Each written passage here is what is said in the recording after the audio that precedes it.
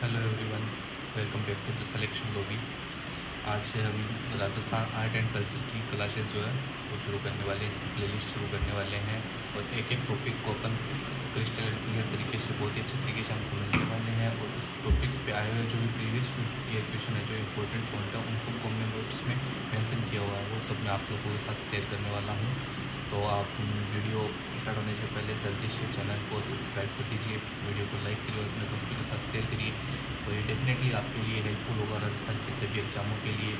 ये चाहे आप आर्ट एंड कल्चर राजस्थान की जिस भी एग्ज़ाम में आ रही है, RS तक की एग्ज़ाम के लिए, सभी के लिए ये मोस्ट एफिशिएंट और सफिशिएंट है। ये मैं आपसे इतना डेफिनेटली आपसे वादा कर सकता हूँ। तो चलिए आइए, आपको शुरू करने से पहले एक बार राजस्थान आर्ट कल्चर का थोड़ा सा जो है इसका सिलेबस देख लेते हैं कि राजस्थान आर्ट कल्चर में किसके क्या इंपॉर्टेंट है, उसके बॉडी में फिर आगे चलते हैं।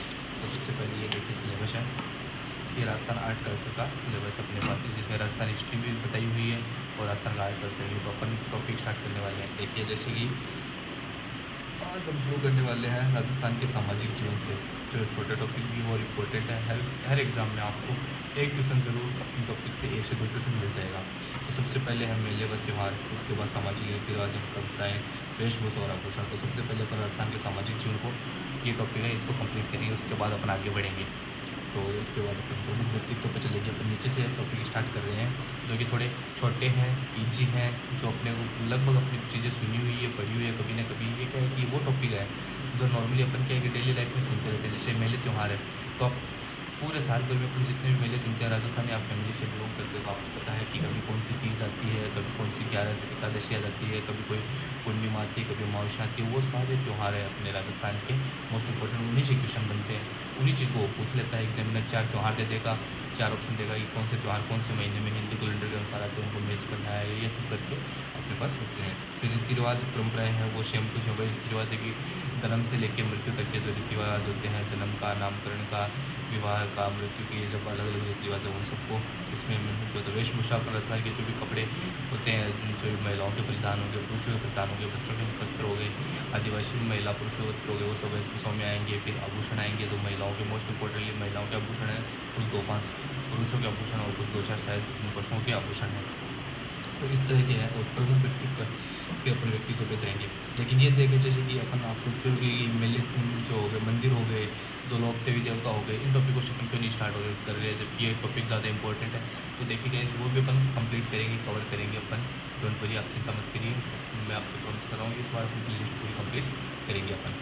तो वो इसलिए नहीं करेंगे, मंदिर जो अपने में बहुत बड़ा टॉपिक है, इसको बहुत डिटेल में जाने की ज़रूरत है, बहुत विस्तृत टॉपिक। और वहाँ से भी वही एक क्वेश्चन आएंगे और एक क्वेश्चन आएंगे। तो अपन पहले क्या कर रहे हैं कि छोटे टॉपिकों को ज़्यादा से ज़्यादा कवर करने की कोशिश कर रहे हैं, ताकि इनका रिवीजन ज़्यादा से ज़्यादा हो सके और यहाँ से क्वेश्चन की प्रोबेबिलिटी ज़्यादा रहती है। तो वही 2 क्वेश्चन अगर यहाँ से आते हैं और 2 क्वेश्चन मेले त्यौहार से आते हैं और 2 क्वेश्चन मंदिरों से आते हैं, तो डिफरेंस ये है कि आपके 2 से 4 पेज में अपने मेले त्यौहार कंप्लीट हो जाएंगे। और वहाँ पर मंदिर अगर पढ़ने जाएंगे तो लगभग 50 पेज बढ़ जाएंगे, फिर तक मंदिर सारे कंप्लीट हो गए। अगर एक डिटेल अपन पढ़ने जाए, फिर भी क्या होता है, बहुत से एग्जामिनर कई बार होता है कि इंटर पूछ लेता है, कुछ ऐसा मंदिर का नाम दे देगा जो अपने कभी नहीं सुना होगा, तो ऐसा कहीं ना कहीं से मिलेगा। वो तो देखिए कि RPSC का अपना एक है ही, मतलब कि अपन कितना ही पढ़ लो कि वो कहीं से ना कहीं से एग्जामिनर क्वेश्चन उठा ही लेता है। वो तो किसी से टॉपिक से उठा सकता है, ऐसी कोई बात नहीं कि मंदिर से उठाएगा। लेकिन अपन करेंगे सारे टॉपिक कवर करेंगे, पहले अपन छोटे और जो आसानी से याद हो जाए इस कोडिंग टॉपिक का वो कर रहे हैं। तो चलिए आइए, बिना किसी देरी के अपन शुरू करते हैं आज की इस क्लास को। मेले व त्यौहार, देखिए नोट्स मैंने बनाए हुए हैं, आप लोग साथ साथ देखते जाइए, सुनते जाइए, समझते जाइए। और इसमें जो आपको लग रहा है कि नोट करने जैसी चीज़ें, तो आप नोट कर लीजिए, लिख लीजिए साथ में। और स्क्रीनशॉट तो शायद आप नहीं ले पाओगे स्क्रीन में, क्योंकि इसमें आपको क्या है कि थोड़ा थोड़ा करके दिखेगा। फिर आप चाहें कि आपको लग रहा है कि लिखा नहीं जा रहा, आपको स्क्रीनशॉट लेना चाहते हैं तो स्क्रीनशॉट ले लीजिए, कोई दिक्कत नहीं है। तो देखिए आइए, मेले व त्यौहार से शुरू करते हैं। तो सबसे पहले अपन समझते हैं कि जो अपना अभी वर्तमान जो कैलेंडर चलता है, अपन नॉर्मली इंग्लिश जो कैलेंडर यूज़ करते हैं, उसमें जनवरी फरवरी से लेकर दिसंबर तक 12 महीने होते हैं। लेकिन वहीं पे जो है तो हिंदू कैलेंडर होता है, वो चलता है विक्रम संवत पे। जो विक्रम संवत है वो अपने, आज अपन अगर ईयर देखें तो 2026 चल रहा है, तो 2026 से भी ये जैसे 0 से स्टार्ट होकर 2026 तक आज अपन पहुँचे, तो उससे भी 57 वर्ष पहले अपना विक्रम संवत कैलेंडर जो हिंदू नववर्ष वो शुरू हो गया था। और एक चलता है हमारे यहाँ पे शक संवत कैलेंडर चलता था, जो कि क्या है कि 18 वर्ष 18 ईसा पूर्वी से चल रहा है। ईसा पूर्वी, और शायद आप सब समझते हैं, इतना बेसिक अंडरस्टैंडिंग आपको होगी। ईसा पूर्वी क्या है, ईसा आफ्टर ईसा जो अपन बोलते हैं वो क्या है, तो ईस्वी सन होती है, और एक ईसा पूर्वी होता है। तो ईसा मसीह के जन्म से पहले जो ईयर थे उनको ईसा पूर्वी से माना जाता है, और ईसा मसीह के जन्म के बाद से जो सन चल रही है वो तो अपन इंग्लिश कैलेंडर के हिसाब से देख ही रहे हैं कि सन 2010 आई, 12 आई, फिर 2026 आई, ऐसे करके वो जो सन चल रही है ये हिस्सा उनका कैलेंडर है, इंग्लिश कैलेंडर है। तो देखते हैं विक्रम संवत के अनुसार अपना हिंदी कैलेंडर चलता है, जो कि 57 ईसा पूर्वी से अपना चल रहा है। तो देखिए अपने नॉर्मल एक वर्ष में 365 दिन होते हैं, अपने को पता है, लेकिन हिंदू कैलेंडर के अनुसार एक वर्ष में 355 दिन होते हैं। तो इस हिसाब से 12 महीने में कितने दिन हो जाएंगे भैया, तो एक महीने का 29 से 29.5 दिन होते हैं। टोटल 12 महीने अपने हिंदू नववर्ष हिंदू कैलेंडर में होते हैं, और 12 महीने अपने होते हैं जो इंग्लिश कैलेंडर होता है उसमें। लेकिन इसमें जो है कि अपना जो हिंदू कैलेंडर है वो क्या चलता है, चंद्र दर्शन के हिसाब से चलता है, कि चांद की जो अपन देखते हैं कि टाइम टू टाइम क्या होता है कि चांद की जो शेड्स बनती रहती है, कभी चांद थोड़ा दिखता है, कभी ज़्यादा दिखता है, कभी पूरा चांद चमक रहा होता है, और कभी पूरी तरह से गायब हो जाता है। तो उस अकॉर्डिंग हिंदू कैलेंडर चलता है, वो अपन सब समझेंगे आगे। चलिए अपन तो अपने को ये पता चल गया कि 12 महीने अपने हिंदू कैलेंडर में होते हैं, 12 इंग्लिश कैलेंडर में होते हैं। हिंदू कैलेंडर के अनुसार एक महीने में 29 से 29.5 दिन होते हैं, तो साल के हो गए 355 दिन। अब आप सोच रहे होंगे कि ये 355 दिन है, तो ये सब आपस में सिंक्रोनाइज कैसे करेगा, आपस में वो इनके अंदर बैठेगा कैसे। तो वो देखिए एकजुटता बिठाने के लिए आपस में एक अधिक मास जोड़ दिया जाता है। अधिक मास क्या होता है कि हिंदू नववर्ष में जो हिंदू वर्ष का कैलेंडर चलता है उसमें 2 वर्ष 8 माह और 16 दिन बाद क्या होता है कि एक महीना अतिरिक्त जोड़ दिया जाता है। जैसे कि इस बार की अपन बात करें 2026 में ज्येष्ठ के महीने 2 हुए हैं। आपने अगर अपनी माताओं से या दादी जी से किसी से भी घर में बूढ़े बुजुर्ग से सुना होगा, तो इस बार 2 ज्येष्ठ है, 2 जेठ के माह है। क्यों? क्योंकि ये 3 साल से लगभग 3 साल से, यानी कि 2 एग्जैक्ट अपन देखें तो 2 साल 8 माह और 16 दिन बाद एक अधिक मास का महीना जोड़ दिया जाता है, ताकि वो क्या होता है कि दोनों में कंपेटेबिलिटी बैठ जाए, दोनों में जो सिंक्रोनाइजेशन बैठ जाए, हिंदू कैलेंडर में और जो अपना इंग्लिश कैलेंडर होता है उन दोनों में। तो प्रत्येक तीसरे वर्ष एक अधिक वर्ष जोड़ दिया जाता है। अगर एग्जामिनर में ये पूछ ले एग्जाम में कि कौन कितने सालों से जो हम बोलते हैं कि हिंदू वो एक एक्स्ट्रा मास अधिक मास जोड़ा जाता है, तो तीसरे वर्ष प्रत्येक तीसरे वर्ष जोड़ा जाता है। और एग्जैक्ट अगर दे दिए तो वो है कि 2 वर्ष 8 माह और 16 दिन बाद एक अधिक मास जोड़ दिया जाता है। तो चलिए आइए सबसे पहले अपन 12 के 12 महीनों के नाम देखते हैं। तो 12 महीनों के नाम कुछ इस तरीके से हैं। हिंदू कैलेंडर के 12 महीनों के नाम, चैत्र माह से हिंदू नववर्ष शुरू होता है, चैत्र। उसके बाद आता है वैशाख, फिर ज्येष्ठ, आषाढ़, श्रावण, भाद्रपद, अश्विन, कार्तिक, मार्गशीर्ष, पौष, माघ और फाल्गुन। ये अपने पास 12 महीने हैं जो कि अपने हिंदू कैलेंडर के अनुसार चलते हैं। और हिंदू कैलेंडर का एक खास बात है कि जैसे अपन देखते हैं कि इंग्लिश में जो अपना कैलेंडर जनवरी है, तो वो 1 जनवरी से लेकर 31 जनवरी तक चलेगा, सीधा 131 तक की होती है। फिर आगे से 1 फरवरी से दूसरा महीना स्टार्ट हो जाएगा। लेकिन अपने कैलेंडर में, हिंदू कैलेंडर में, विक्रम संवत कैलेंडर में क्या है कि 2 पक्ष में चलता है महीना। एक तो होता है शुक्ल पक्ष, एक होता है कृष्ण पक्ष। शुक्ल पक्ष को अपन चानन पक्ष या उजाला पक्ष बोल देते हैं, और कृष्ण पक्ष को अपन क्या बोलते हैं, अंधेरा पक्ष बोल देते हैं। तो 2 पक्ष है, तो 2 बीच में आपने नाम सुना होगा, अमावस्या और पूर्णिमा। तो अमावस्या होता है जिस दिन क्या होता है कि चांद पूरी तरह से गायब होता है, एकदम अंधेरी रात होती है, उसे कहते हैं अमावस्या। और पूर्णिमा क्या होती है, जिस दिन चांद पूरी तरह से चमक रहा होता है, उसे अपन कहते हैं पूर्णिमा। तो पूर्णिमा के बाद से जैसे ही अगला दिन आता है, तो देखिए हर 15 दिन का होता है। जैसे कि ये पूर्णिमा के जैसे अगले दिन आएगा, उससे अपन क्या बोल देंगे, एक्का, दूज, तीज, चतुर्थी, पंचमी, षष्ठमी, सप्तमी, अष्टमी, नवमी, दसवीं, एकादशी, द्वादशी, त्रयोदशी, चतुर्दशी, और फिर आ जाता है अमावस्या। फिर उसके बाद शुक्ल पक्ष स्टार्ट हो जाता है। फिर वापस शुक्ल पक्ष में 1, दूज, तीज, चौथ, पंचम, षष्ठ, सप्तमी, अष्टमी, नवमी, दसवीं, एकादशी, द्वादशी, त्रयोदशी, चतुर्दशी और पूर्णिमा। तो कोई भी महीना उठा लो, जैसे अपन चैत्र उठाते हैं, तो आपने पता है कि नववर्ष की शुरुआत कहाँ से होती है, चैत्र से। लेकिन एक बात आप इंपॉर्टेंट ध्यान रखना कि अपन ये तो सुन लिया कि चैत्र से शुरू होती है, लेकिन महीना कब कितनी कब से शुरू होता है। महीना अगर देखा जाए तो शुरू होता है कब से, महीने का शुरुआत मानी जाती है वो होती है चैत्र माह के शुरू के जो 15 दिन होते हैं, यानी कि कृष्ण पक्ष के। तो कृष्ण पक्ष से अपन शुरुआत मानी जाती है महीने की। जैसे चैत्र कृष्ण एकम से महीना शुरू होगा, तो उसके बाद चैत्र कृष्ण एकम, दूज, तीज, ऐसे करते करते अमावस्या आ जाएगी। फिर अमावस्या के बाद शुक्ल पक्ष आएगा।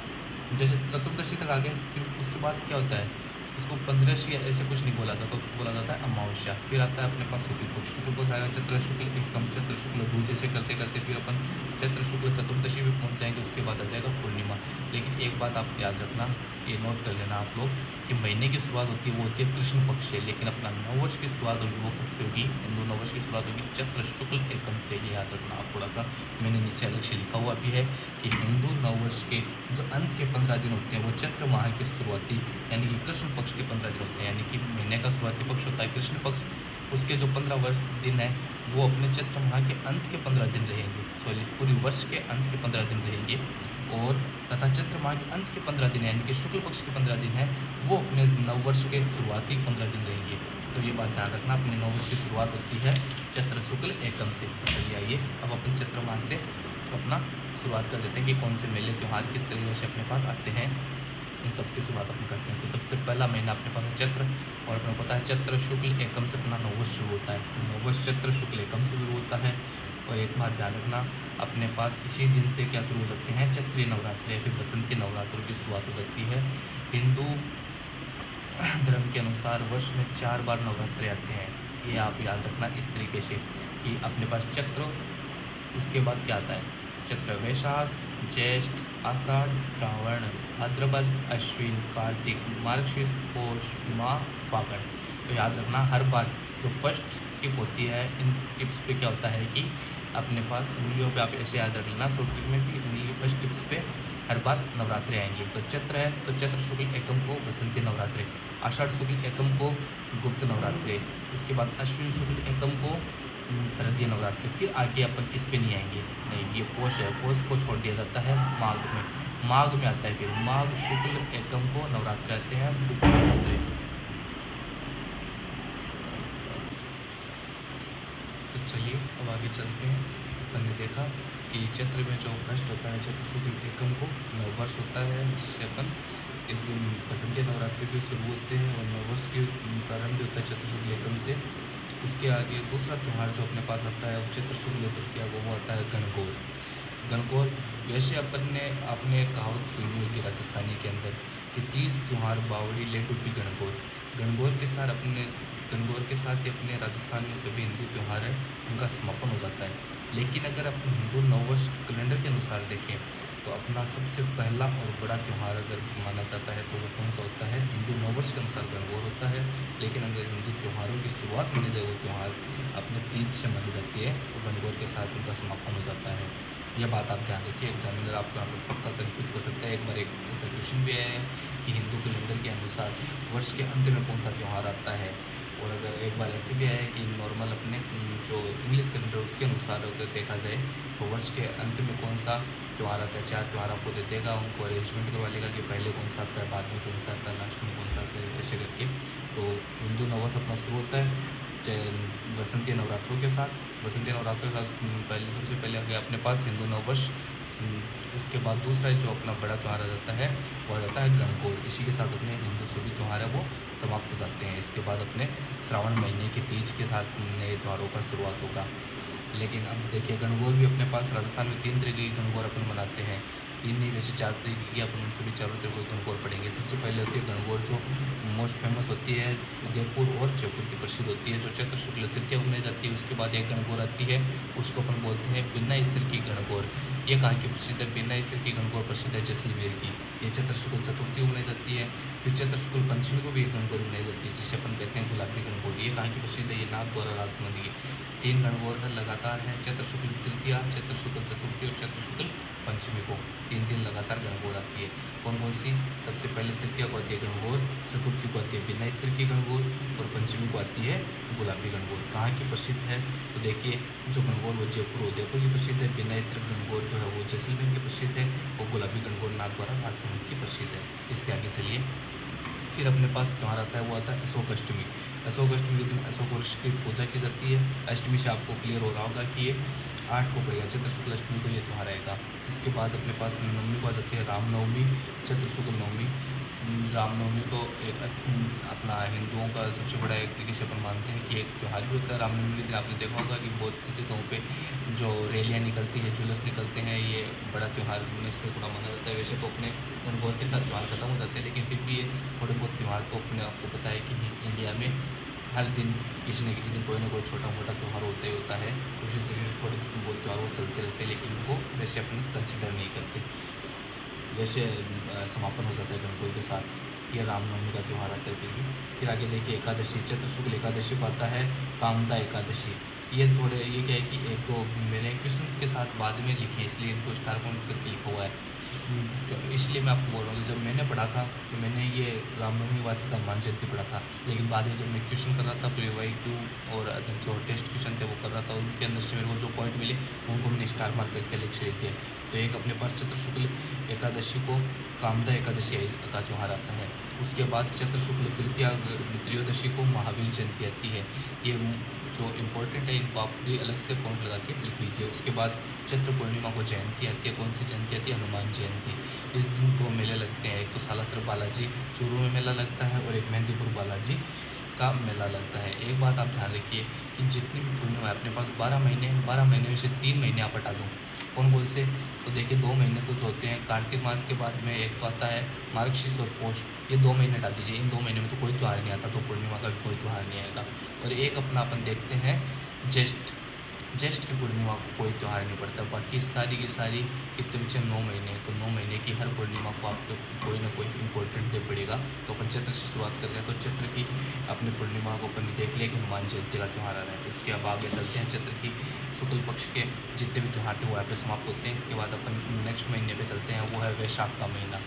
आइए वैशाख के महीने पे अब चलते हैं। वैशाख के कृष्ण पक्ष से अपन शुरुआत करते हैं। महीने की शुरुआत आपको पता है कृष्ण पक्ष से होती है, लेकिन अपन ने चैत्र का कृष्ण क्यों नहीं पढ़ा? क्योंकि चैत्र का कृष्ण पक्ष है वो हमारे हिंदू नववर्ष का अंत के 15 दिन आएंगे। यानी कि हम देखें तो हमारे नॉर्मल जो अपन इंग्लिश कैलेंडर देखते हैं उसमें क्या होता है कि जनवरी से महीनों की शुरुआत, साल की शुरुआत होती है, दिसंबर में ख़त्म होती है। लेकिन हिंदू नववर्ष में ऐसा है कि कैलेंडर में कि हिंदू नववर्ष की शुरुआत भी चैत्र महीने में होगी और अंत भी चैत्र महीने में होगा। चैत्र महीने के शुक्ल पक्ष से हमारा नववर्ष शुरू होगा और चैत्र महीने के कृष्ण पक्ष पे हमारा नववर्ष समाप्त हो जाएगा, हिंदू नववर्ष वो समाप्त हो जाएगा। तो इसलिए हमने शुक्ल पक्ष पढ़ा और कृष्ण पक्ष अपन लास्ट में पढ़ेंगे। तो उसके बाद आता है वैशाख का कृष्ण पक्ष। वैशाख कृष्ण पक्ष में ये देखिए मैंने आपको बोला था कि गणगौर 4 तरह की गणगौर आती है। 3 गणगौर अपन पढ़ चुके हैं, चैत्र शुक्ल तृतीया, चैत्र शुक्ल चतुर्थी और चैत्र शुक्ल पंचमी को। अब उसके बाद वैशाख कृष्ण तृतीया को धींगा गौर आती है। इस दिन बेंतमार मेला लगता है जोधपुर के अंदर। और ये कब से शुरुआत मानी जाती है? इसकी शुरुआत मेवाड़ महाराणा राज सिंह के काल में शुरुआत मानी जाती है। उसके बाद वैशाख के कृष्ण शुक्ल पक्ष में एक मुख्य त्यौहार आता है, जब हम बोल सकते हैं कि एक तरीके से तीज का त्यौहार है, उसको बोलते हैं अपन अक्षय तृतीया। तीज आखा तीज का त्यौहार, ये आपने बहुत बार सुना होगा। इस दिन क्या होता है कि हमारे शेखवाटी साइड में मैंने देखा है बचपन से कि इस दिन जो होता है कि बाजरे की खिचड़ी बनती है, इमली की चटनी और इमली का रस वगैरह ये सब बनते हैं, इस दिन खाने खाया जाता है। और अक्षय तृतीया एक इम्पोर्टेंट आपने इतिहास में पढ़ा होगा कि अक्षय तृतीया के दिन बीकानेर की स्थापना दिवस मनाया जाता है। इसलिए बीकानेर में क्या होती है, पतंगे उड़ाई जाती है इस दिन। तो अक्षय तृतीया वैशाख शुक्ल तृतीया को आती है, तो बीकानेर में पतंगे उड़ाई जाती है क्योंकि बीकानेर का स्थापना दिवस है। और इसी के साथ राजस्थान में अक्षय तृतीया को अबूझ सवा है, बहुत बड़ा सवा है। मतलब ये अबूझ सवा उसे कहते हैं कि जिस दिन बिना किसी मुहूर्त के आप शादी विवाह कर सकते हैं। और राजस्थान में सबसे ज़्यादा बाल विवाह अक्षय तृतीया के दिन होते हैं, ऐसा माना जाता है। उसके बाद अपन चलते हैं आगे पूर्णिमा। ये देखिए मैंने बताया था चैत्र पूर्णिमा को अपन ने देखा। चैत्र पूर्णिमा क्या था? हनुमान जयंती। अब वैशाख पूर्णिमा की, वैशाख पूर्णिमा को होती है जिसे बुद्ध पूर्णिमा, पीपल पूर्णिमा कहते हैं। इस दिन 5 जगह मेला लगता है। आप ऐसे याद रखिए, ऊपर से शुरुआत करते हैं बाणगंगा का मेला, जो कहाँ पे लगेगा भैया? बेराट में। उसके बाद थोड़ा नीचे आइए तो मात्रकुंडा चित्तौड़गढ़ में मेला लगता है। उसके बाद थोड़ा साइड में अगर अपन चले तो सिरोही में अपने नक्की झील मेला लगता है। फिर प्रतापगढ़ में गौतमेश्वर महादेव मेला लगता है और झालरापाटन में गोमती सागर मेला लगता है। ऐसे करके अपने पास 5 मेले लगते हैं वैशाख पूर्णिमा को, जिसे बुद्ध पूर्णिमा, पीपल पूर्णिमा कहते हैं। इसी के साथ वैशाख महीने के मेले और त्यौहार का समाप्त होते हैं। फिर अपन चलते हैं आगे ज्येष्ठ महीने में। तो ज्येष्ठ महीने के कृष्ण पक्ष में आती है अपने पास शनि जयंती आती है और इसे वट सावित्री वृक्ष मेला भी अपन बोलते हैं। ये कब आती है? तो ये ज्येष्ठ अमावस्या को आती है। तो ज्येष्ठ में मैंने आपको बोला था कि ज्येष्ठ में पूर्णिमा के दिन कोई त्यौहार नहीं आता है, यानी कि ज्येष्ठ पूर्णिमा कोई त्यौहार नहीं होगा। लेकिन कृष्ण के पक्ष में अमावस्या जब आती है तो उस दिन एक आता है शनि जयंती और वट सावित्री व्रत महिलाएं करती है, वट वृक्ष की पूजा करती है। कृष्ण पक्ष में सिर्फ एक ही त्यौहार है। फिर थोड़ा आगे चलते हैं शुक्ल पक्ष में। तो शुक्ल पक्ष में जेठ महीने में 2 ही त्यौहार आएंगे, उनको आप ध्यान रखना। त्यौहार नहीं वैसे अपनी ये व्रत है, एक तो आता है दशमी का व्रत और एक आता है एकादशी का व्रत। इसको आप ऐसे याद रखिए कि जेठ महीने में आपको पता है गर्मी बहुत भयंकर पड़ती है, तो पानी का महत्व बन जाता है अपने आप में, क्योंकि ज़्यादा गर्मी पड़ती है तो वहाँ पे ज़्यादा पानी की ज़रूरत होती है। इसलिए गंगा दशमी मेला क्योंकि पानी से संबंधित हो गया, थोड़ा सा ठीक है उसमें ऐसे लॉजिकली कुछ कोई लॉजिक नहीं है इसमें, थोड़ा ठीक है ताकि याद हो जाए, मैं आपको बता रहा हूँ। तो गंगा दशमी का मेला ये कब लगता है भैया? गंगा दशमी कामा भरतपुर में मेला लगता है, और दशमी है तो दशमी को लगेगा, तो ज्येष्ठ शुक्ल दशमी को गंगा दशमी का मेला लगता है। उसके बाद अपने देखा कि ज्येष्ठ का महीना है, पानी की ज़रूरतें मौजूद होती है। उसके बाद क्या होगा, दशमी के दिन बहुत ज़्यादा पानी पी लिया तब क्या हो गया भाई, अगले दिन पानी के बिना रहेंगे, तो उसको कह दिया कि निर्जला एकादशी। एकादशी निर्जला एकादशी कब आएगी? ज्येष्ठ महीने में। आप याद रखना, पानी से रिलेटेड दोनों व्रत है, ये दोनों कब आएंगे? दोनों ज्येष्ठ महीने में आएंगे, क्योंकि ज्येष्ठ महीने में बहुत गर्मी पड़ती है, पानी का महत्व है। ऐसे अपन थोड़ा सा याद करने की ट्रिक बना सकते हैं। निर्जला एकादशी ये अपने आगे ज्येष्ठ शुक्ल एकादशी को उदयपुर में पतंग उड़ाई जाती है। इस दिन अपन ने देखा था बीकानेर में पतंग उड़ाई जा रही थी, कब उड़ाई जा रही थी? अक्षय तृतीया को, वैशाख शुक्ल तृतीया को, और अब ज्येष्ठ शुक्ल एकादशी को उदयपुर में पतंग उड़ाई जा रही है। इसी के साथ ज्येष्ठ का महीना समाप्त होता है। अब अपन आगे चलते हैं, आगे अपन आ जाते हैं आषाढ़ महीने पे। तो आषाढ़ के कृष्ण पक्ष में कोई भी मेला त्यौहार व्रत कुछ भी नहीं है। आषाढ़ के सीधे अपन शुक्ल पक्ष में चलते हैं। तो शुक्ल पक्ष में अपन जाते हैं तो सबसे पहले आते हैं गुप्त नवरात्रि। मैंने आपको बताया था कि आप उंगलियों पे महीनों को गिन के याद रखिए, चैत्र, वैशाख, ज्येष्ठ, आषाढ़, श्रावण, भाद्रपद, अश्विन, कार्तिक, मार्गशीर्ष, पौष, माघ, फागुन, और इन उंगलियों के फर्स्ट टिप्स पे नवरात्रे आएंगे। चैत्र के नवरात्रे आ गए, फिर आगे कौन सा चैत्र, वैशाख, ज्येष्ठ, आषाढ़ के नवरात्रे, फिर अश्विनी नवरात्रे, फिर यहाँ पे पौष के नवरात्रे नहीं आएंगे, माघ में आएंगे नवरात्रे। बस इतना सा आप थोड़ा सा ध्यान रख लेना। तो चैत्र के अपन ने देख लिए, अब आषाढ़ में, आषाढ़ के, और ये याद रखना कि शुक्ल पक्ष में ही नवरात्रे आएंगे। तो आषाढ़ शुक्ल को गुप्त नवरात्रों की शुरुआत होती है, आषाढ़ शुक्ल एकम से नवमी तक, और नवमी को होता है भादलिया नवमी, भादलिया नवमी बोलते हैं। आषाढ़ शुक्ल नवमी को भादलिया नवमी। इस दिन भी राजस्थान में अमृत सवा होता है, यानी कोई मुहूर्त निकालने की जरूरत नहीं है। अगर किसी विवाह नहीं हो रहा, कोई मुहूर्त नहीं निकल रहा, तो सीधा भादलिया नवमी को विवाह कर दिया जाता है, क्योंकि इस दिन अमृत सवा है। उसके बाद आता है देवसैनी एकादशी, और देवसैनी एकादशी यानी इस दिन दिवस हो जाते हैं। मान्यता ऐसी है कि भगवान विष्णु इस दिन पाताल लोक में चले जाते हैं, और वो 4 महीने के लिए वहाँ पर आराम करते हैं, इसलिए इस दिन से देवसैनी एकादशी इसे बोला जाता है। आषाढ़ शुक्ल एकादशी को आता है। फिर आषाढ़ पूर्णिमा। हर पूर्णिमा मैंने आपको बताया था कि कुछ ना कुछ इंपॉर्टेंट है। तो आषाढ़ पूर्णिमा को गुरु पूर्णिमा बोलते हैं, व्यास पूर्णिमा बोलते हैं, क्योंकि भगवान वेद व्यास से संबंधित है ये पूर्णिमा, इस दिन उनकी जयंती वगैरह होती है।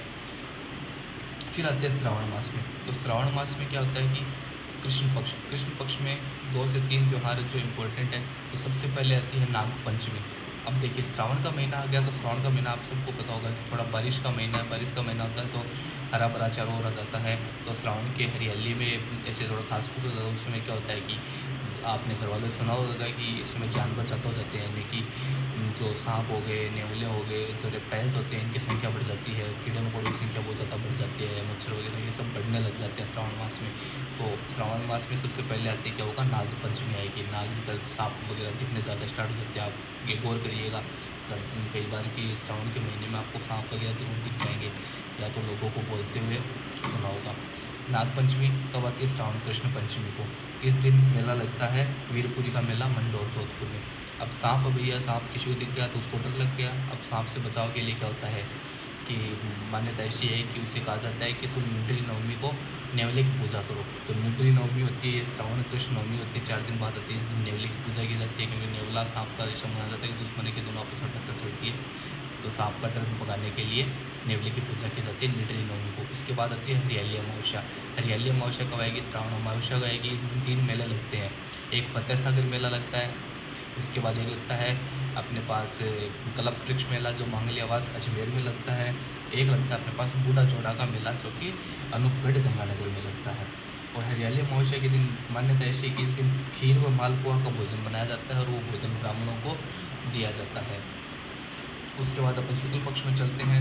तो श्रावण मास के शुक्ल पक्ष की जो तृतीया होती है उस दिन को अपन बोलते हैं छोटी तीज या फिर हरियाली तीज। इसी दिन से अपने राजस्थान में हिंदुओं में जो है त्योहारों की शुरुआत मानी जाती है। यही वो तीज है, छोटी तीज या फिर हरियाली तीज। ये श्रावण शुक्ल तृतीया को होती है और ये तीज का महत्व है कन्याओं में, कुंवारी कन्याओं में बहुत अधिक होता है और नवविवाहित कन्याओं में भी होते हैं। लेकिन लड़कियों में तीज का महत्व बहुत ज़्यादा होता है। इस दिन सिंजारे का महत्व होता है। सिंजारा जो नवविवाहित कन्या होती है उनको सिंजारे का उपहार दिए जाते हैं। जयपुर की तीज प्रसिद्ध है। लहरिये का इस दिन विशेष महत्व होता है। आपने महिलाओं का देखा होगा कि लहरिये के वस्त्र पहनते हैं, जो पुरुष होते हैं वो लहरिये की पगड़ी वगैरह पहनते हैं इस दिन। उसके बाद आता है श्रावण में श्रावण का लास्ट त्यौहार ये है कि रक्षाबंधन। ये आता है श्रावण पूर्णिमा को। तो श्रावण पूर्णिमा को जो आता है उसे रक्षाबंधन पर बोलते हैं। इसे नारियल पूर्णिमा भी कहते हैं। इस दिन श्रवण कुमार की पूजा की जाती है।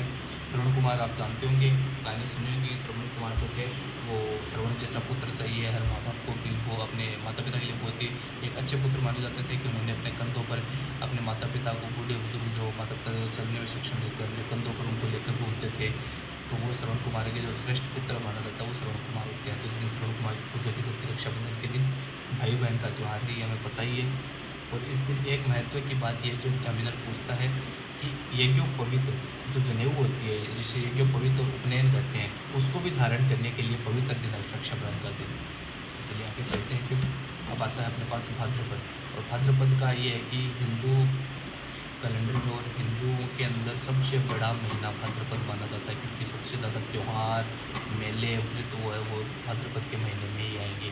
इसकी एक सीधी सी ट्रिक आप ध्यान रखना, कृष्ण पक्ष में आप 3 का पहाड़ा बोल दो, हर 3 के पहाड़े पर एक त्यौहार आएगा। जैसे 3, 6, 9, 12, 15 5 त्यौहार तो सीधे सीधे आएंगे। एक बीच में अष्टमी का त्यौहार हो जाएगा। तो अपन चलो शुरू करते हैं कृष्ण पक्ष को। तो सबसे पहले भाद्रपद कृष्ण तृतीया को आएगी बड़ी तीज, जिसे अपन कजली तीज या फिर सातुड़ी तीज भी कहते हैं, बुढ़ी तीज भी कहते हैं। भाद्रपद कृष्ण तृतीया को बूंदी की प्रसिद्ध है। एग्जाम में बहुत बार प्रश्न आता है इसका, बहुत बार क्वेश्चन पूछा गया है। अपन PYQ देखेंगे तब इसको डिस्कस करेंगे। और फिर 3 के बाद मैंने आपको बोला 6 तो हल षष्ठी, ऊट षष्ठी भी इसको बोलते हैं। बलराम जयंती आती है। इस दिन भगवान कृष्ण के बड़े भाई बलराम का जन्म हुआ था।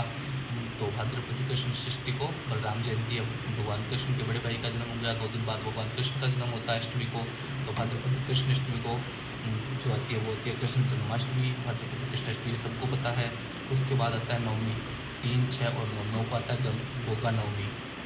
भाद्रपद कृष्ण गोगा नवमी मेला लगता है देरवा चूरू में। इस दिन 9 कांटों वाली जो गोगा राखड़ी है वो किसान जो अपने हल व हाली पर 9 कांटों वाली गोगा राखड़ी बांधते हैं, तो नागों और सांपों से सुरक्षा के लिए ऐसी मान्यता है।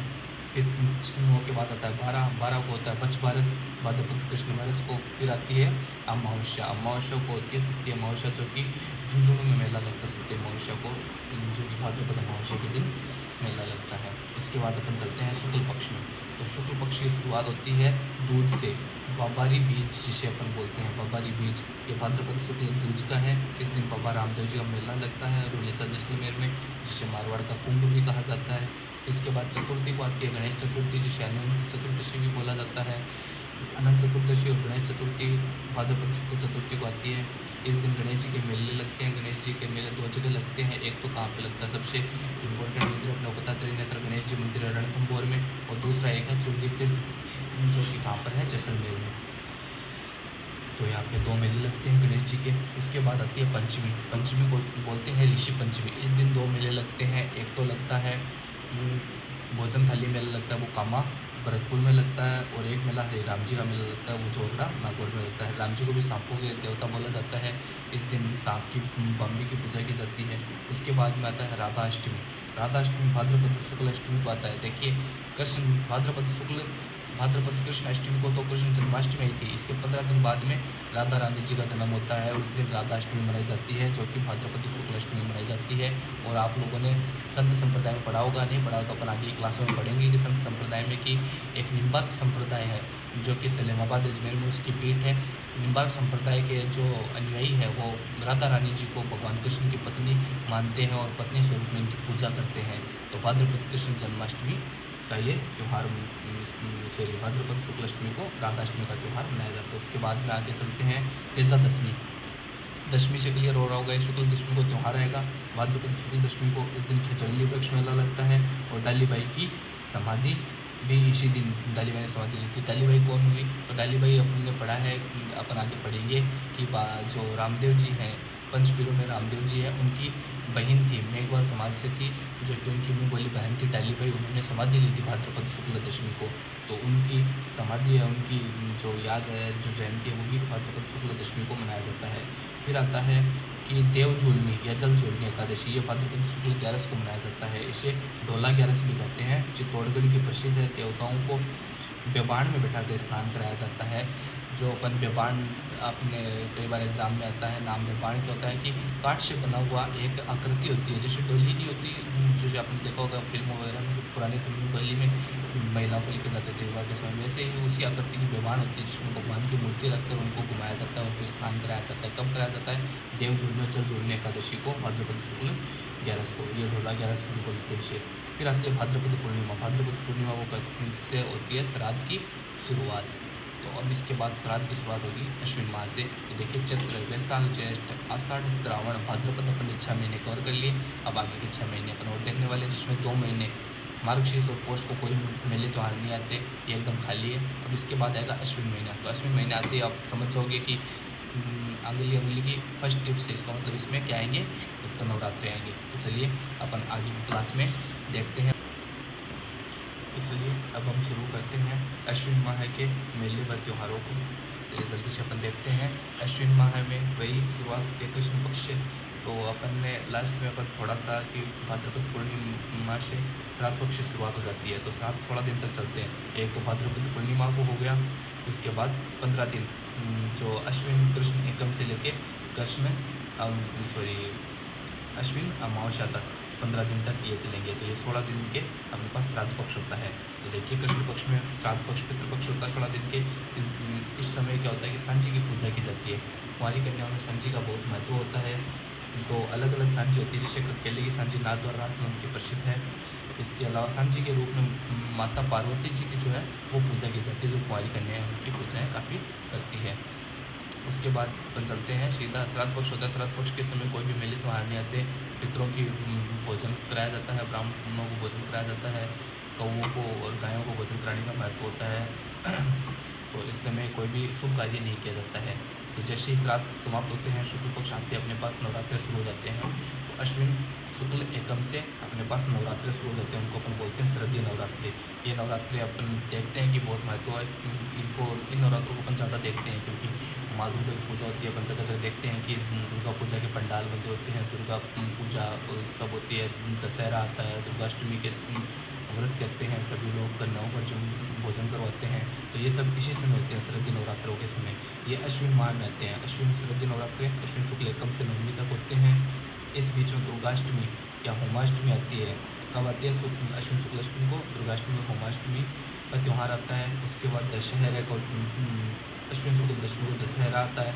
दशहरे के दिन 2 जगह है अपने भारत में मशहूर मेले लगते हैं। तो पहला तो है मैसूर का मेला, जो अपने कर्नाटक साइड में लगता है। और उसके बाद अपने राजस्थान का अगर अपन देखें तो वह कोटा का दशहरा मेला, जो काफ़ी प्रसिद्ध है। ये माधो सिंह के समय से शुरू हुआ था। दशहरे पर शस्त्रों की पूजा करना, खिजड़ी वृक्ष की पूजा करना, इनका महत्व है। इसी के साथ नीलकंठ पक्षी या फिर लीलटास पक्षी जिसे कहा जाता है, उसका दिखना दशहरे के दिन शुभ माना जाता है। इसी के साथ अपन देखते हैं कि अश्विन पूर्णिमा को शरद पूर्णिमा या रास पूर्णिमा भी कहा जाता है। इस दिन राजस्थान में 2 महोत्सव होते हैं। एक तो मीरा महोत्सव होता है और एक होता है मांड महोत्सव, जिसे अपन मारवाड़ महोत्सव भी कहते हैं। ये शरद पूर्णिमा के दिन, रास पूर्णिमा के दिन होते हैं, जो कि अश्विन पूर्णिमा का दिन है। उसके बाद अपन चलते हैं कार्तिक मास में। तो कार्तिक मास के कृष्ण पक्ष में ये याद रखना कि कृष्ण पक्ष में बड़े त्योहारों में दीपावली अपना सबसे बड़ा त्यौहार है, जो कि कार्तिक मास की अमावस्या को अपन बचपन से सुनते हैं, पढ़ते हैं, रटते हुए आए हैं। तो आज अपन देख लेते हैं इसको थोड़ा डिटेल में कि कार्तिक मास की कृष्ण पक्ष है। कृष्ण पक्ष में सबसे पहले आती है चौथ आती है, जिसे अपन करवा चौथ कहते हैं। कार्तिक कृष्ण चतुर्थी को इस दिन क्या होता है कि महिलाएं जो अपने पति की दीर्घायु के लिए व्रत रखती है। और इसके 4 दिन बाद अष्टमी को क्या आता है? अहोई अष्टमी आती है। इस दिन महिलाएं अपने बच्चों की दीर्घायु के लिए व्रत रखती है, अहोई अष्टमी के दिन। पुत्र की लंबी आयु के लिए महिलाएं व्रत रखती है। उसके बाद में त्रयोदशी आती है, कार्तिक कृष्ण त्रयोदशी। इस दिन होती है धनतेरस, हम सबको पता है। और इसी के साथ धन्वंतरी जयंती भी धनतेरस के दिन आती है, कार्तिक कृष्ण त्रयोदशी के दिन। ये 2016 से राष्ट्रीय आयुर्वेद दिवस मनाया जा रहा है। 2016 से प्रतिवर्ष राष्ट्रीय आयुर्वेद दिवस मनाया जाता है धन्वंतरी जयंती के दिन, धनतेरस के दिन।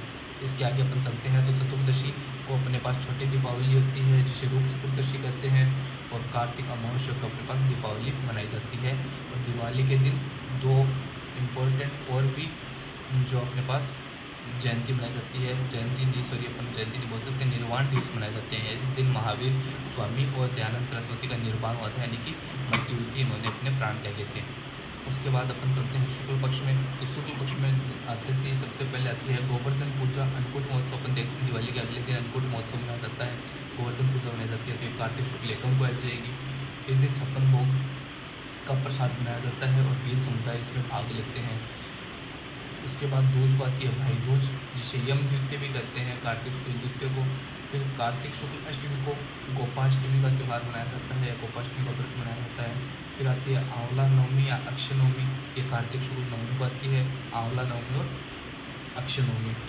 इसके फिर आगे चलते हैं अपन, तो कार्तिक मास के अपने पास थोड़े से और इम्पोर्टेंट त्यौहार देखने को मिलते हैं, जिसमें है कि देव उठने एकादशी। जैसे अपने अभी डिस्कस किया था थोड़ी देर पहले कि आषाढ़ माह की शुक्ल एकादशी वो देवसेनी एकादशी थी, उस दिन देव सो गए थे। उसके 4 महीने बाद आषाढ़ के बाद क्या हुआ, चैत्र वैशाख ज्येष्ठ आषाढ़ श्रावण भाद्रपद अश्विन कार्तिक, तो ये 4 महीने देव सोए रहते हैं। मतलब विष्णु जी जो होते हैं पताल लोक में रहते हैं, वो आराम शयन मुद्रा में रहते हैं, आराम कर रहे होते हैं। इसके बाद देवउठनी एकादशी के दिन प्रबोधनी एकादशी और तुलसी ग्यारस भी इसको बोलते हैं। इस दिन क्या होता है कि देव उठ जाते हैं और इस दिन से वापस से विवाह की और शुभ कार्य मांगलिक कार्यों की शुरुआत मानी जाती है। ये कार्तिक शुक्ल एकादशी को है। इसके बाद अपन देखते हैं कि कार्तिक पूर्णिमा को सत्यनारायण पूर्णिमा भी कहते हैं और इस दिन देव दीपावली मनाई जाती है। इस दिन क्या है कि राजस्थान में कुछ 4-5 प्रमुख मेले लगते हैं, जिसमें आपने सुना होगा कि आपने कोलायत, जो अपने पास बीकानेर में मेला लगता है, कोलायत में कपिल मुनि का मेला, पुष्कर मेला अजमेर में लगता है, चंद्रभागा झालरापाटन नदी पर मेला लगता है, और एक रामेश्वरम घाट मेला लगता है अपने सवाईमाधोपुर में, जो कि 3 नदियों के संगम पर है। वो 3 नदियाँ कौन सी है भैया, सीप, बनास और चंबल। इन नदियों के संगम के ऊपर रामेश्वरम घाट में मेला लगता है। 4 मेले हैं, पुष्कर मेला, कोलायत मेला, चंद्रभागा मेला और रामेश्वरम घाट मेला। ये आप थोड़ा सा ध्यान रखना कि कौन सी पूर्णिमा को या फिर कौन सी अमावस्या को कहाँ मेले लगते हैं। अपन ने देखा था वैशाख पूर्णिमा को 5 मेले देखे थे, फिर अपन ने हरियाली अमावस्या को 3-4 मेले देखे थे, फिर अपन कार्तिक पूर्णिमा को मेले देख रहे हैं। फिर उसके बाद इस दिन गुरु नानक जयंती भी मनाई जाती है। कब मनाई जाती है गुरु नानक जयंती? कार्तिक पूर्णिमा को। कार्तिक पूर्णिमा का अन्य नाम है सत्यनारायण पूर्णिमा या फिर देव दीपावली। इस दिन त्यौहार मनाया जाता है। आगे चलते हैं। कार्तिक के बाद मैंने आपको बताया कि मार्गशीर्ष और पौष 2 माह है जहाँ पर कोई भी बड़े त्यौहार और मेले नहीं है हिंदू कैलेंडर के अनुसार। तो फिर माघ का महीना आता है। माघ के महीने में कृष्ण पक्ष में 3 त्यौहार आते हैं। पहला आता है चौथ का त्यौहार, जिसको अपन बोलते हैं तिल चौथ। इस दिन तिल के लड्डू बनाए जाते हैं, उनको बांटा जाता है, खाया जाता है। तो तिल चौथ, जिसे संकट चौथ भी कहा जाता है, ये माघ कृष्ण चतुर्थी को मनाई जाती है। उसके बाद आता है षटतिला एकादशी, यानी कि माघ कृष्ण एकादशी को मनाई जाएगी षटतिला एकादशी। इसके बाद आती है माघ अमावस्या। माघ अमावस्या को मौनी अमावस्या भी कहते हैं। इस दिन क्या होता है कि कुंभ मेले में शाही स्नान का महत्व होता है। शाही स्नान यानी कि जो साधु महात्मा जो लोग हैं वही लोग सिर्फ स्नान करते हैं। फिर आता है शुक्ल पक्ष। तो माघ शुक्ल में क्या होता है, गुप्त नवरात्रों की शुरुआत हो जाती है। माघ शुक्ल एकम से नवमी तक गुप्त नवरात्र चलते हैं। इसमें पंचमी के दिन बसंत पंचमी का त्यौहार आता है। माघ शुक्ल पंचमी बसंत पंचमी का त्यौहार आता है। इस दिन राजस्थान में कार्की पुरस्कार जो है बालिकाओं को, जो मेधावी बालिकाएं होती है, इंटेलिजेंट बच्चियाँ होती है, जिन्होंने अच्छा प्रदर्शन किया होता है, बोर्ड एग्जाम में अच्छा परसेंटेज लाए, तो उनको कार्की पुरस्कार से सम्मानित किया जाता है। माघ पूर्णिमा के दिन वेणेश्वर धाम मेला लगता है नवाटापुरा डूंगरपुर में। वेणेश्वरम धाम अपन जियोग्राफी में आपने पढ़ा होगा कि जो अपने पास सोममाही जाखम नदी है उनके संगम पर वेणेश्वरम धाम मेला लगता है नवाटापुरा डूंगरपुर में। इसके बाद अपन चलते हैं फाल्गुन माह में, जो कि वैश्यकर माह में देखें तो अपने पास हिंदू कैलेंडर के अनुसार अंतिम माह है, लेकिन हिंदू नववर्ष की, हिंदू पूरा वर्ष उसकी समाप्ति कहाँ पे होगी, चैत्र माह में समाप्ति होगी, चैत्र माह के कृष्ण पक्ष में। तो अपन फाल्गुन माह को डिस्कस करते हैं। इसके कृष्ण पक्ष में महाशिवरात्रि आती है। महाशिवरात्रि का त्यौहार आता है, एक ही त्यौहार आता है फाल्गुन माह के कृष्ण पक्ष में, महाशिवरात्रि, जो कि फाल्गुन कृष्ण त्रयोदशी को मनाया जाता है। इस दिन शिवाड़ सवाई माधोपुर में मेला लगता है। सवाई माधोपुर से आप ध्यान रखना कि भगवान शिव जी का मेला भी शिवाड़ सवाई माधोपुर में लग रहा है, और उनके पुत्र गणेश जी का मेला भी जो 2 जगह लग रहा था, जिसमें से एक है कि रणथंभौर सवाई माधोपुर त्रिनेत्र गणेश जी मंदिर में लग रहा था, दूसरा चुंगी तीर्थ जैसलमेर में लग रहा था। उसके बाद अपन चलते हैं फाल्गुन के शुक्ल पक्ष में। तो फाल्गुन शुक्ल पक्ष में अपन जाते हैं तो पहला त्यौहार आता है फुलेरा दूज। फाल्गुन शुक्ल दूज को आती है फुलेरा दूज। ये भी अबूझ सावा है। राजस्थान के अंदर 4 अबूझ सावे हैं। एक अक्षय तृतीया का सावा देखा अपन ने, एक देखा था फुलेरा दूज का हो गया, एक अपन ने भदलिया नवमी का देखा था, और एक देवउठनी ग्यारस का देखा था। कार्तिक माह में कार्तिक शुक्ल ग्यारस को देवउठनी ग्यारस थी, और भदलिया नवमी कब थी भैया? आषाढ़ शुक्ल नवमी को भदलिया नवमी थी, और ये फुलेरा दूज अपने पास फाल्गुन शुक्ल तृतीया को फुलेरा दूज हो गई, और एक अपना कौन सा रह गया? अक्षय तृतीया, वैशाख शुक्ल तृतीया को आखा तीज। ये 4 अबूझ सावे। तो हिंदू कैलेंडर के अनुसार ये अपन कुछ चीज़ें याद रखना है। तो 4 अबूझ सावे, 4 नवरात्रे, और हर पूर्णिमा और हर अमावस्या को कुछ ना कुछ इंपॉर्टेंट है, जैसे मोनी अमावस्या आ गई, रेली अमावस्या आ गई, और जो मेले लगते हैं पूर्णिमा के दिन कहाँ कौन से मेले लगते हैं, ये कुछ इंपॉर्टेंट एग्जामिनर इनमें ज़्यादा कन्फ्यूज करेगा, क्योंकि जो फिक्स चीज़ें हैं, जो मेन चीज़, जैसे कि अपने को पता है कि दीपावली होली की त्यौहार, ये तो नहीं पूछेगा, ये काफ़ी अभी बच्चों वाले क्वेश्चन हो गए, तो एग्जामिनर कन्फ्यूज इन चीज़ों में करेगा आपको। चलिए अब आगे चलते हैं। होली फाल्गुन पूर्णिमा को मनाई जाती है। इलोजी की सवारी निकाली जाती है इस दिन बाड़मेर के अंदर। इलोजी जो है होलिका के पति का नाम था इलोजी। इनकी सवारी निकाली जाती है कहाँ पर? बाड़मेर जिले में। तो होली के दिन आप सबको पता है कि भक्त प्रहलाद की पूजा की जाती है।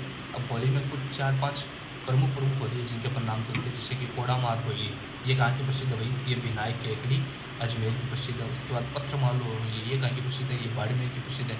एक होता है कि पत्थरमार खून निकाल होली, ये कहाँ की प्रसिद्ध है? ये है भिलोड़ा डूंगरपुर की प्रसिद्ध है। एक लठमार होली है जो महावीर जी करौली की प्रसिद्ध है। ये थोड़ा मैंने यहाँ पे लिख दिया जो कि होली से संबंधित नहीं है, उस टाइम पे मैंने जैसे जल्दबाजी में थोड़ा लिख दिया था मिस्टेक से। ये थोड़ा आप ध्यान रखना। न्याहान होता है जो कि संगोदा कोटा का प्रसिद्ध है। न्याहान क्या होता है ये मेरे को इतना माफ़ी चाहता हूँ, डिटेल मुझे भी नहीं पता, बस आप याद रखना। ये सीधा एग्जाम में पूछा हुआ क्वेश्चन था PYQ, जो बीच में ऑप्शंस में आया था, तो मैंने यहाँ पे लिख दिया था। उस टाइम पे इतना में थोड़ा सा गौर नहीं कर पाया था, लेकिन ये आप याद रखना, न्याहान संगोद कोटा में का प्रसिद्ध है। उसकी फिर अब आगे चलते हैं चैत्र।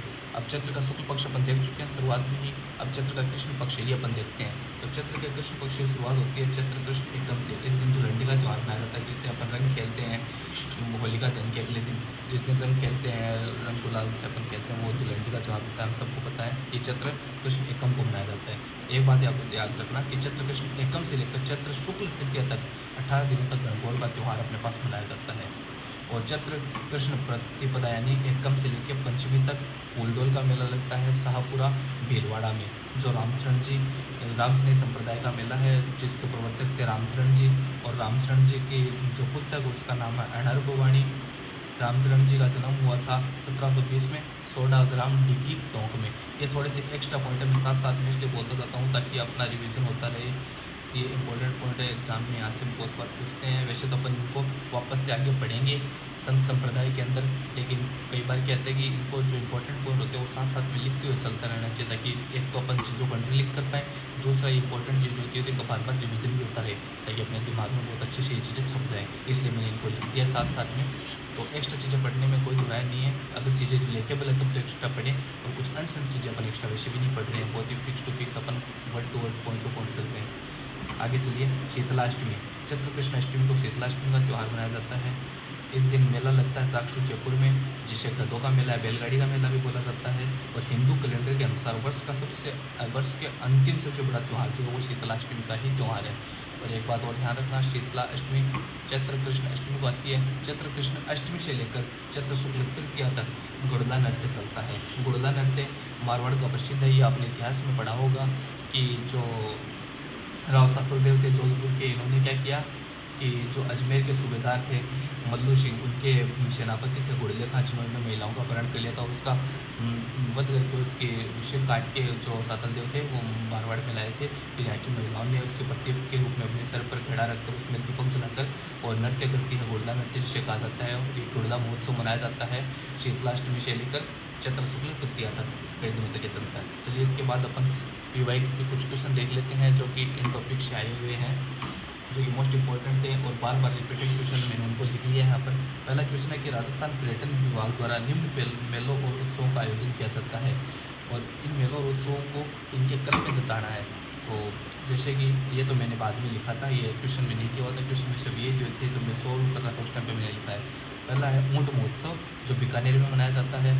दूसरा आता है मरु महोत्सव जो जैसलमेर में मनाया जाता है। हाथी महोत्सव वो जयपुर में मनाया जाता है और ग्रीष्म महोत्सव है वो आबू पर्वत में मनाया जाता है। कब मनाए जाते हैं ये आपको पता होना चाहिए, ये तो मैंने लिख दिया, चलो आंसर यहाँ पे साथ में सब कुछ दिया हुआ है, लेकिन आपको पता होना चाहिए, नहीं पता तो आप इनको नोट आउट कर लीजिए।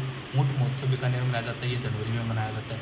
मरु महोत्सव जैसलमेर में मनाया जाता है, फरवरी में मनाया जाता है। हाथी महोत्सव जयपुर में मनाया जाता है, मार्च में मनाया जाता है। और ग्रीष्म महोत्सव है वो आबू पर्वत यानी माउंट आबू में मनाया जाता है, ये कब मनाया जाता है, जून में मनाया जाता है। तो ये तो क्रम में ही है, इसलिए ABC इसका आंसर हो गया। उसके बाद आगे देखते हैं और कुछ इंपॉर्टेंट, जैसे मुम्मासर उत्सव है ये बीकानेर का प्रसिद्ध है। शीत महोत्सव ये माउंट आबू का प्रसिद्ध है, दिसंबर में मनाया जाता है। और कुट्टा देवल मेला है ये राजसमंद का प्रसिद्ध है। इसके बाद में 2-4 पॉइंट और है कुछ इंपॉर्टेंट, वो भी अपन देख लेते हैं साथ में। चलिए, बाड़मेर में कानन मेला है जिसका मुख्य आकर्षण क्या है, गैर नृत्य। अब सबको पता है, नहीं पता तो अपन आगे पढ़ेंगे। नृत्य में जो फोक म्यूजिक और फोक डांस आएंगे उसमें अपन पढ़ेंगे। गैर नृत्य है वो बाड़मेर का प्रसिद्ध है।